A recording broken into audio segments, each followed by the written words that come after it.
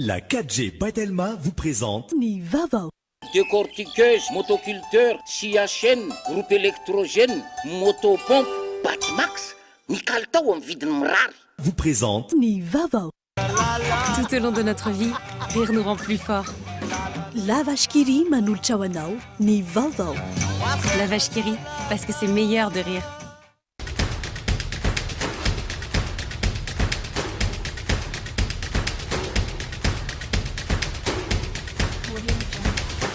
Nolotra anao ny fampalalam-baovao.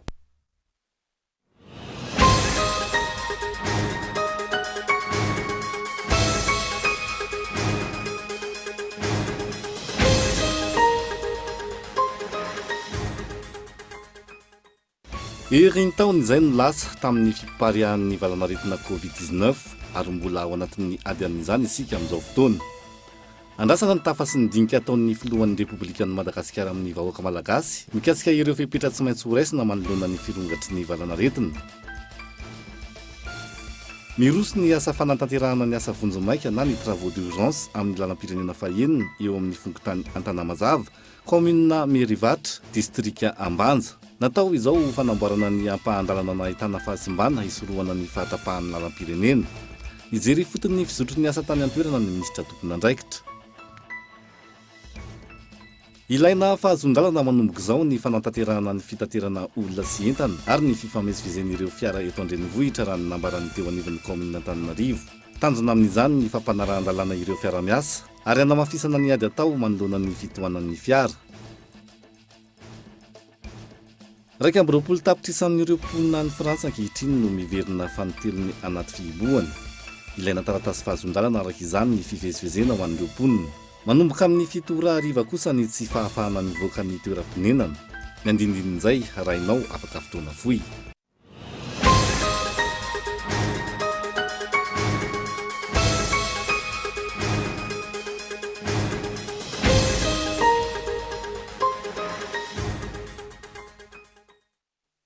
Manatitra ny arahaba tomboko lahy sy tomboko vavy tonga soa ato anatin'ny fotoanan'ny fampahalalam-baovao amin'ity ala ity.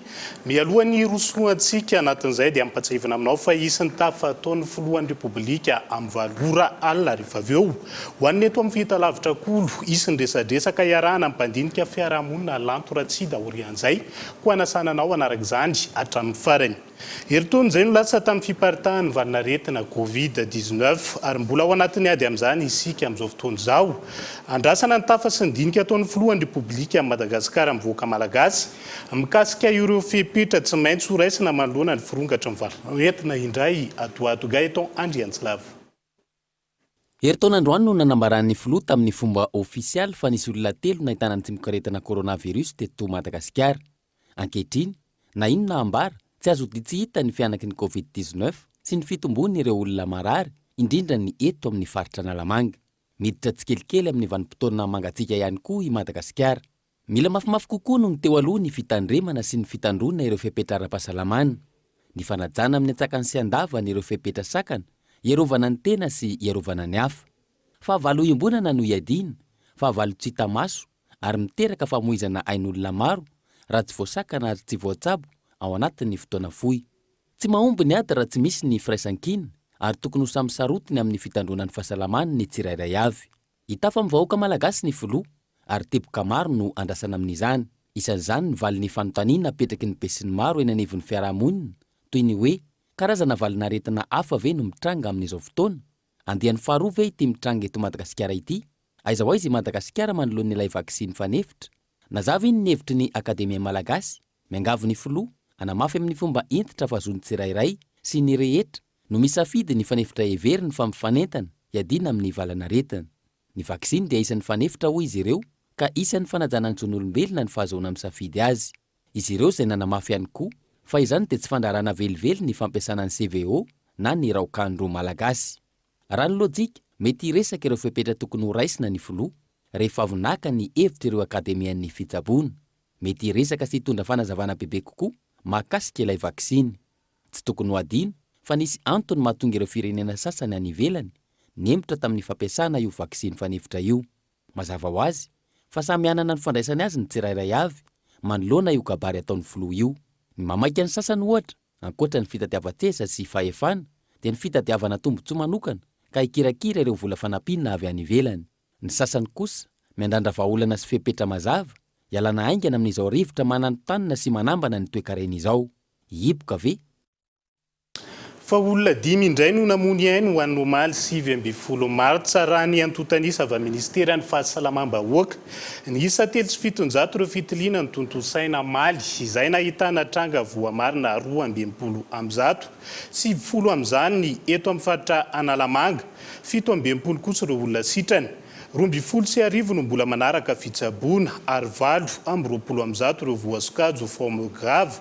Raha ny antotanisa hatrany tao anatin'ny herintaona ny 3.20 martsa 2022 hatramin'ny 9.20 martsa 1.2022 miisa 5.7 sy roa alina ireo tranga voamarina fa mitondra ny Covid-19 teto Madagasikara, 8.7 sy roa alina ireo olona efa sitrany ary 5.7 no namony ainy. Miroso amin'izao fotoana ny asa fanatanterahana ny travaux d'urgence amin'ny lalam-pirenena fa enina ao amin'ny fokontany Antanamazava ao anatin'ny distrika Anambanja. Natao izao fanamboarana ny ampahandalana ny tana fahasimbahana isorohana ny fahatapahan'ny lalam-pirenena. Nidina ijery fotony ny fandrosoan'ny asa tany an-toerana teo anivony Ministera ny Fanajariana ny tany notarian'ny Ministra Ajo Andrianenarivelo Onona Saina sy Abrahama Randriamana. Manoloana ny fahasimban'ny ampahandalana amin'ny lalam-pirenena fahaenina eo amin'ny fokontany Antanamazava, commune Mahirivatra, distrika Anambanja, faritra Diana, fepetra ny raisin'ny tompon'andraikitra ny fanatanterahana ny travaux d'urgence ho fanarenana izany. Raha ny nambaran'ireo teknisianina, isan'ny antony niteraka ny fahasimban'ity lalana ity, ny tsy fanajany ny orinasa nanao ny lalana ny fenitra takiana tamin'ny fanamboarana izany ny taona 2024. Hitantsika angamba reny ny couche de chaussée initiale sisa tavela, somary manifinify ihany na ny couche de fondation na ny couche de base. Nefa ny qualité ny tany zany eto amin'ity toerana ity tena ratsy be. Ankilan'izay, tsy ampy ny fanaraha-mason'ny kalitaon'ny asa natao nandritra ny fanamboarana ity lalana ity raha ny fanazavana. Lazaina ny mpamatsy vola hoe tsy vitany hoe mamatsy vola fotsy fa mba rahana mafy tsara koa le asa. Ary tokony andraikitra amin'izany koa zareo anatinao satria manara-maso ny ingénieur manara-maso ny ingénieur atsika dia samby laza daholo fa mety le io izy hitantsika hoe tsy afaka fenina io fa io tazantsika io tsara ny ateviny le raha ohatra ao anatin'ny cahier de charge 12 cm raha mijerina ao tsy misy possible 12 cm zany le partie misy goudron io. Araka izany, nidina ifotony nijerin'ny asa fanamboaran-dalana amin'ny lalam-pirenena fahaenina eo amin'ny PK 501 teo anivon'ny Ministera ny Fanajariana ny tany sy ny asa vaventy, izay notariny ny Ministra Ajo Andrianenarivelo. Nisy araka izany ny toromarika nomen'ny tompon'andraikitra amin'ny fanatanterahana izany. Ny asa natao aloha zany zao dia natao miza saika aloha le corps de chaussée drenena tanteraka dia mipurgena ny ala le matériaux compressibles rehetrarehetra tao ambany dia manao apporna matériaux sélectionnés dia zay vao manao apport couche de base sy couche de revêtement, couche de fondation dia couche de base dia couche de revêtement. Ka izay couche rehetrarehetra ho apporteny eto zany dia efa manaraka an'le norme exigen'ny mpamatsy volantsika dans le cadre marché de réhabilitation ny RN6. Haritra 3 volana ny asa fanamboarana ity ampahandalana amin'ny lalam-pirenena fahaenina ity, izay vatsian'ny Banque Européenne de Développement. Ankoatra izay, tafapetraka nanomboka ny volana febroary lasa teo ny lalana fihodonana vonjimaika na ny déviation, isorohana ny fahatapahan'ny fivezivezen'ny mpampiasan'ny lalana mandritra ny asa fanamboarana. Lafomba vao hafa tanteraka kosa indray, ilaina fahazon-dalana manomboka izao ry fanatanterahana ny fitaterana olona sy entana sy ny fifamezivezen'ireo fiara eto an-drenivohitra raha nambarany teo anivon'ny commune Antananarivo renivohitra. Tanjona amin'izany ny fampanarahan-dalan'ireo fiara rehetra miasa fa eo ihany koa ny ady atao manoloana ny fitohanan'ny fiara. Abraham Randriamanana. Nivoatra nandritra ny noty navoakany teo anivon'ny commune Antananarivo ny fiandohan'ity volana martsa ity, ny mikasika ny tokony hananan'ireo fiara rehetra eto an-drenivohitra ireo karazana fahazon-dalana amin'ny fanatanterahana ny asany. Tafiditra amin'izany ny fahazon-dalana ho an'ny fitateran'olona toy ny transport personnel sy ny transport scolaire, ny autorisation de circuler ho an'ireo fiara lehibe mitatitra ireo débris de chantier, ny autorisation de chargement sy déchargement ho an'ireo tompon'ny tsena lehibe, ary ny autorisation de livraison ho an'ireo orinasa. Antony hanatanterahana izany ny fidirana amin'ny sehatra ara-dalàna raha ny fanazavana. manana le brigade mobile reo tsika nanao fanaramaso tamin'iny taona lasa iny dia betsaka zany reo a tsy manana fahazondalana fa dia manao an'le asa fitaterana na mitatitra olona io na mitatitra entana io a fantatsika tsara fa nanomboka tamin'iny firongatry nyny covid iny tena lasa niroborobo zany le transportna personnel zay tsy manara-dalàna raha ohatra zany misy taxi be ohatra ny atoandro izy manao ny asa taxi be ara-dalàna ny ariva izy mitatitra olona dia tsy maintsy hotratra amin'ny contrôle izy raha ohatra ka tsy mirégulariser ny situation ity ho an'ireo fiara zany hoe efa tratra n'le ora tsy azony ale izy nefa misy entana ohatra tokony ho livrena aty amin'ny centre ville dia voatery izy tsy maintsy mangataka autorisation de circuler ahafahany midéplacer manao an'iny mba ahafahany manenjika n'le fotoana tokony ho enjehany. Ifarana ny faharaiky amby 30 ny volana martsa ny feim-potoana nomen'ny commune Antananarivo ho an'ireo manao ny asa fitanteran'olona sy endana amin'ny fakana ny taratasy fahazon-dalana nanamafy ny tompon'andraikitra fa hanomboka ny volana aprily ho avy izao ny fanaraha-maso mikasika izany. Fa ho afainganana ny fanaovana tombana ny arena voajanahary ananan'ny Madagasikara. Izay no nisongadina nandritra ny famaranana ny fikonan-doha momba ny comptabilité écosystémique ny araha ministeran'ny tontolo iainana sy ny mpiara-miombona antoka ara-bola sy ara-teknika. Isan'ny tsy maintsy ho ampiasana amin'ny fanombanana ny arena voajanahary ny voka-pikarohana toy ny eny anivon'ny université sy ny maro hafa. Malona ny mahazava-dehibe ny fitantanana ny arena voajanahary amin'ny politika pampandrosoana. Tsy maintsy afainganana ny fanaovana tombana ny arena voajanahary hoy ny ministry ny tontolo iainana sy ny fampandrosoana Lovainjafy. Nandritra amin'ny famaranana ny fikonan-doha mahakasika ny comptabilité écosystémique ny arahana tamin'ny mpiara-miombona antoka ara-bola sy ara-teknika omaly. Maro ny teboka andrahana avy hatrany irosoana amin'izay. Ny zavatra tapaka sy ny fampiresahana teto aloha zany dia hoe efa misy ireo voka-pikarohana azo lazaina hoe manao an'izany kajikajy zany fa mijanona amina faritra vitsivitsy ohatra hoe faritra rovana anankiray izy ireny ary tsy fantatry ny maro. Tanjontsika voalohany sy notapahana teto zany dia hoe ndao atambatra ireo voka-pikarohana rehetra ireo fa indrindra ndao ampahafantarina ny malagasy ny mahazava-dehibe an'izany lalan-tsaina vaovao izany sy ny fomba fampiasana an'izany na any amin'ny tontolon'ny fikarohana sy ny fampianarana ambony zao ny mpahay-toekarenantsika zany dia tsy maintsy hofanina amin'ny fanaovana an'izany comptabilité écosystémique izany. Ankoatra ny fampiasana ny voka-pikarohany, avondrina iray ihany koa ny mpikatroka rehetra manodidina ny sehatra ny tontolo iainana sy ny arena voajanahary. Tanjona ny amolavolana fomba fiasa mazava azo ampiasaina amin'izay fanaovana tombana ny harem-pireneny izay naiza toerana ale eto amin'ny tany sy ny fireneny. Dia anjarantsika malagasy zany izao no mamorona na miadapte manamboatra manditsy izay fitaovana tena mety amintsika.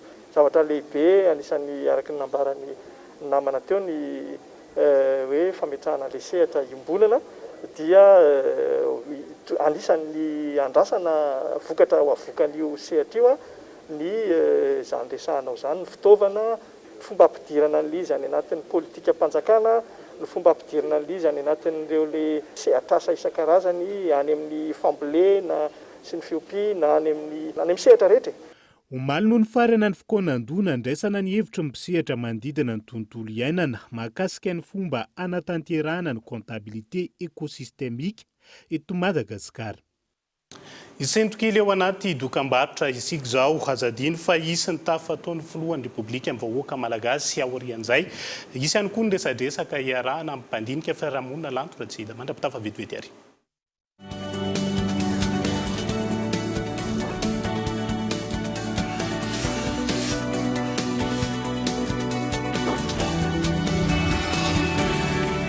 Solidaire face au coronavirus, portez un masque. Besoin de s'informer à tout moment? Accédez à toutes les actualités en temps réel sur le site move.mg.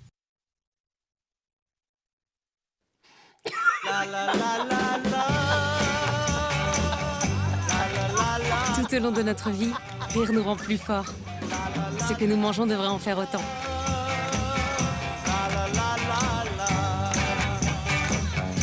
La vache qui rit, parce que c'est meilleur de rire. Oh, encore? Panne de courant? Arrêt de production? arrêt de chantier et même plus.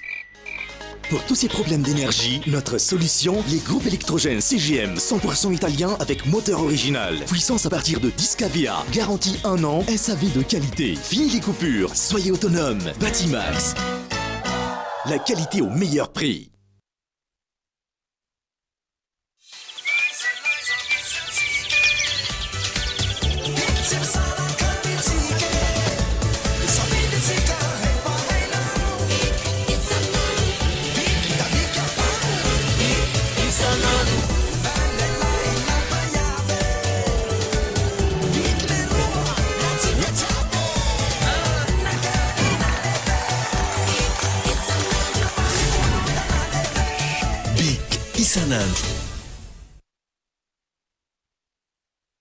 لما بيك مرانج تسميتي رفيسن ماتيز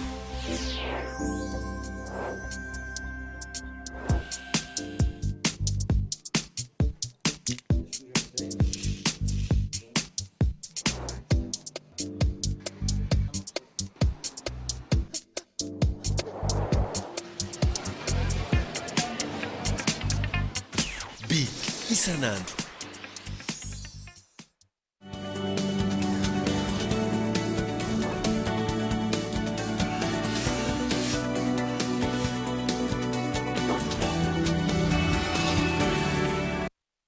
fa mandra-pahavononany sary mahakasika izay tafataon'ny filohan'ny repoblika izay dia hotohizana hatrany fampahalalam-baovao amin'ity ala ity. Marina androany 20 martsa ny andro iraisam-pirenena ho an'ireo firenena mampiasa sy miteny ny teny frantsay. Isany nanamarika izany Madagasikara ho amin'ity taona ity.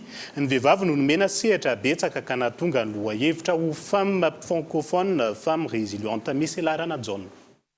Ho amin'ity taona 2024 ity, femme francophone, femme résiliente izay ny lohahevitra entina manamarika ny andro iraisam-pirenena ho an'ireo firenena mampiasa sy miteny ny teny frantsay. Lohahevitra entina mananatra ireo vehivavy amin'ny firenena 20 sy gouvernemanta francophone izay miady amin'ny andavanandrom-piainana indrindra manoloana izao krizy ara-pahasalamana iainana izao tontolo izao. Cette journée internationale de la francophonie, alors que le monde lutte depuis plus d'1 an contre... Atolotra manokana ho an'ny vehivavy ao anatin'ny espace francophone ity andro iraisam-pirenena ho an'ny francophonie ity, indrindra amin'izao ady hatrehina entina misoroka ny fiparitahan'ny valanaretina Covid-19 izao. Ny vehivavy izao mampiseho eritsaina sy herim-po manoloana izany, izay mitady vahaolana hatrany amin'ny olana rehetra. Et à votre créativité, trouver des solutions concrètes pour faire vivre vos familles et parfois vos communautés. Isan'ireo firenena nisitraka ny fanampiana avy amin'ny OIF ato anatin'ny ranomasimbe indiana entina manampy ireo vehivavy misedra olana indrindra anatin'ny krizy Madagasikara. Fanampiana izay mifandray tanteraka amin'ny lohahevitra amin'ity taona ity. Pour la résilience des femmes victimes de violences causées par les crises, la représentation de la francophonie pour l'océan. Nahazo fanampiana avy amin'ny OIF ato anatin'ny ranomasimbe indiana ireo vehivavy nisedra olana vokatry ny Covid-19 eto Madagasikara. Azo hery ane izy ireo entina miatrika izao trangany zavatra izao. Participer à la consolidation de la paix et agir pour une société meilleure. Randotanisana avoakan'ny ONU Femmes vehivavy 327 tapitrisa no tsy afaka nandeha nianatra vokatry ny Covid-19, roa apatelo ny mpandray anjara mivantana amin'ny fitsaboana maneran-tany no vehivavy. 720 ny vehivavy no miasa ao anatin'ny toe-karena tsy ara-dalàna. Asa izay manjavona rehefa misy ny valanaretina toy ny Covid-19 izay mitarika fihiboana, ary mihoatra ny 7,1 ny tahampatrany ny vehivavy vokatry ny Covid-19. Mbola ao anatin'izay fanamariana ny andro iraisam-pirenena ho an'ireo firenena miteny sy mampiasa ny teny frantsay izay. Manano sarotra ho an'ny tanora malagasy amin'izao vanim-potoana izao ny fifehezana ny teny frantsay. Ambany ny fari-pahaizana raha ny fanazavana asoroana tsara nefa izany. Misy Larana John. Iray amin'ireo taranja manahirana ny tanora ankehitriny ny taranja frantsay, miseho amin'ny endrika maro izay olana izay, raha ny fanazavana ny mpampianatra ny taranja nanaovana fanadihadiana. Efa amin'ny englobé le fiteny dia eo daholo ny problème ny orthographe aloha à l'écrit, à l'oral, ao daholo izay olana rehetra izay. Le niveau mihitsy ny olana.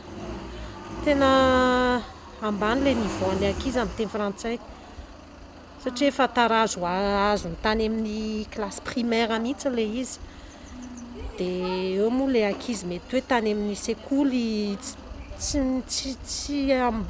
dia tsara niveau dia entiny hatraty amin'ny lycée sy aty amin'ny collège. Olana zao zavatra voatsikarotra le olona ohatrany tsy haiko hoe ahoana ohatrany hoe makahala le teny frantsay ve izy sa ahoana dia lasa izay koa anisan'ny barrière nefa ny problème le teny gasy koa tsy voafehany nefa le teny frantsay tsy tiany dia lasa eo le izy ohatrany tonga izy dia mametraka hoe teny frantsay tsy ilaina teny frantsay tsy teny pireneniko izany ka tsy maninona na tsy voafehako ary nefa tsy mety raha voazay le izy fa ianao nge tokony hoe ny fiteninao no voafehanao nefa ny teninao koa raha tsy voafehanao koa dia tsara koa mahay teny hafa. Azo soroana nefa ny tsy fifehezana izany raha ny fanazavana trany miainga indrindra ny finiavana hianatra sy ny fankafizana izany. Osikevitra ho an'ny teny frantsay aloha mamaky boky izay mamaky boky dia ho an'ny oral zany miezaka mba manaraka reny émission amin'ny teny frantsay reny ahafahana mihaino le prononciation ohatra dia mba mizatra amin'le langue le teny frantsay aloha zany na iotika vitsika na iotika vanana ilaina io na dia anao taratasy mpanjakana fotsy ary ianao amin'ny teny frantsay io na anao tsy haiko any amin'ny tribonaly amin'ny teny frantsay ny lalàna nefany tsika amite hoe ho atao agasiana le teny le zavatra nefany le terme amin'ny teny gasy koa nefa tsy haintsika donc tsy afa-miantsika na iotika vy na iotika vanany fa tsy haiko moa zany hoe ahoana fa io fandresen-dahatra ny tsirairay koa io hoe mila ianarako ny teny frantsay satria ho ilaiko foana iny na hoaiza na hoaiza. Araka izany hatreto dia isan'ireo firenena mampiasa sy mila ny teny frantsay Madagasikara antony ilaina ny fifehezana izany aorian'ny fifehezana ny tenin-drazana. Hatreto ny teny frantsay no fiteny fahadimy betsaka mpiteny indrindra maneran-tany aorian'ny mandarin, anglais, espagnol ary ny araba.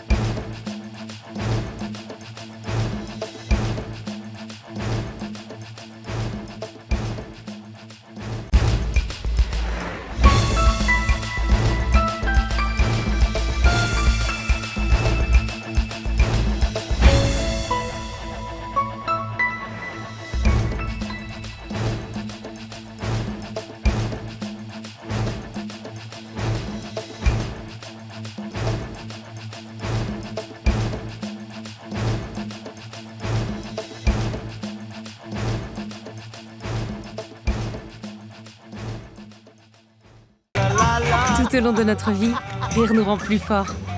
La vache qui rit nanolotra anao teo ny vaovao. La vache qui rit, parce que c'est meilleur de rire.